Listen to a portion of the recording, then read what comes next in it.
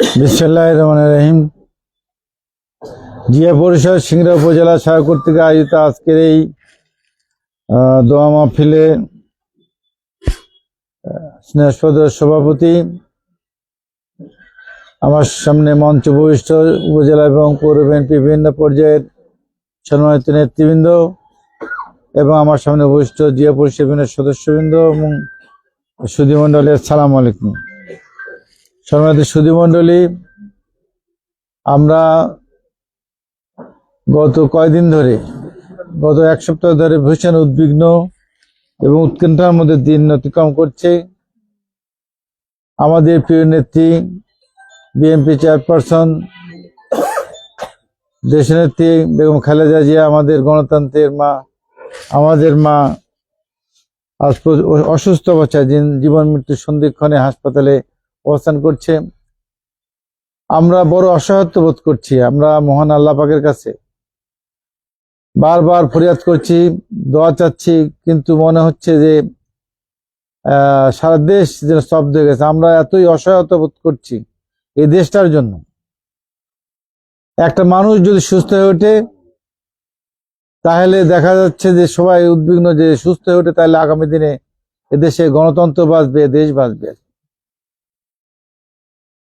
আমি গতকালও বলেছি যে আমরা দীর্ঘ 15 বছর যে গণতন্ত্রের জন্য লড়াই করেছি, সংগ্রাম করেছি, এই নেতৃত্ব দিয়েছিলেন আমাদের নেত্রী, দেশনেত্রী বেগম খালেদা জিয়া। আজকে যখন গণতন্ত্রের প্রাতিষ্ঠানিক রূপ পাতে যাচ্ছে, সেই সময় উনি অসুস্থ হয়ে পড়েছেন। এই যে একটা অচল অবস্থা, আসলে আমাদের আল্লাহ পাকের কাছে দোয়া চাওয়া ছাড়া আর কিছু নাই।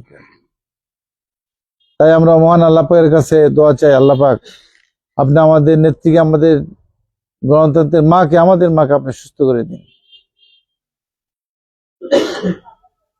এবং আমরা আহ্বান জানাবো সকল স্তরে, আমাদের নেতা কর্মী থেকে শুরু করে, আপনারা লক্ষ্য করছেন যে সবাই কিন্তু দোয়া করছে আর কি।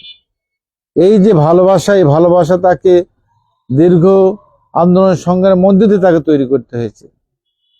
এটা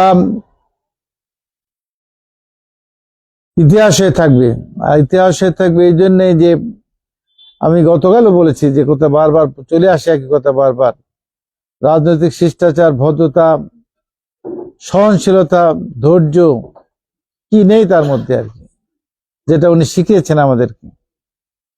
তাই আজকে এই দোয়া মাহফিলে ওনার রোগ মুক্তি কামনায় আমরা আবারও আল্লাহ পাকের দোয়া করব, আল্লাহ পাক আপনি আপনার দেশের জন্য, আমাদের দেশের গণতন্ত্রের জন্য তাকে সুস্থ করে দিন।